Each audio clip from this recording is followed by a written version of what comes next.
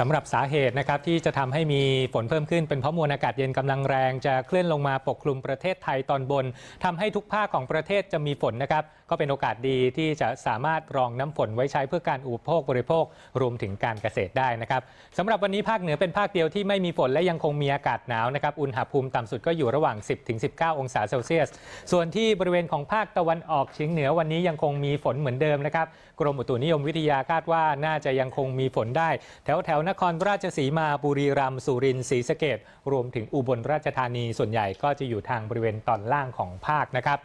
ส่วนภาคใต้วันนี้ก็ยังคงมีฝนเหมือนกับเมื่อวานนี้ครับกรมอุตุนิยมวิทยาคาดว่าฝั่งอ่าวไทยจะยังคงมีฝนได้ตั้งแต่จังหวัดประจวบคีรีขันธ์ชุมพรสุราษฎร์ธานีและนครศรีธรรมราชนะครับส่วนฝั่งทะเลอันดามันก็ยังคงมีฝนแถวจังหวัดระนองนะครับพังงารวมถึงจังหวัดภูเก็ตก็เป็นจังหวัดเดิมจากเมื่อวานนี้ทั้งหมดครับส่วนคลื่นลมในทะเลก็ยังคงเหมือนเดิมนะครับทั้ง2ฝั่งนะครับมีคลื่นสูงประมาณ1เมตรแต่ถ้าบริเวณไหนมีฝนฟ้าคะนองเกิดขึ้นจะมีคลื่นสูง 1-2 เมตรนะครับ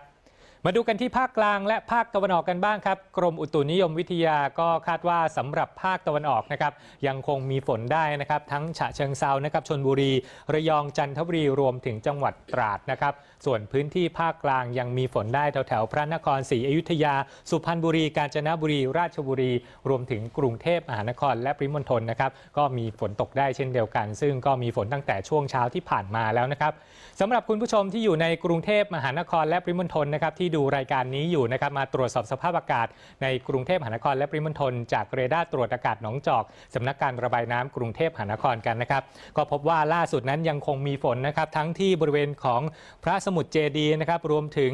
บางนานะครับแล้วก็กรุงเทพที่อยู่ทางตอนล่างนะครับบริเวณนี้นะครับรวมถึงหลักสี่นะครับแล้วก็ธัญบุรีลำลูกกาเองก็ยังคงมีฝนในช่วงเช้าหรือว่าในขณะนี้เช่นเดียวกันนะครับสำหรับทิศทางของกลุ่มฝนนั้นก็คาดว่าน่าจะมีทิศทางที่เคลื่อนจากด้านล่างนะครับไปยังด้านบนนั่นหมายความว่าพื้นที่บริเวณนี้นะครับมีโอกาสที่ยังคงมีฝนตกในช่วงเช้าวันนี้อยู่ดังนั้นคุณผู้ชมที่จะเดินทางออกจากบ้านในช่วงเช้าวันนี้อาจจะต้องเผื่อเวลาการเดินทางเพื่อหลีกเลี่ยงรถติดกันด้วยนะครับ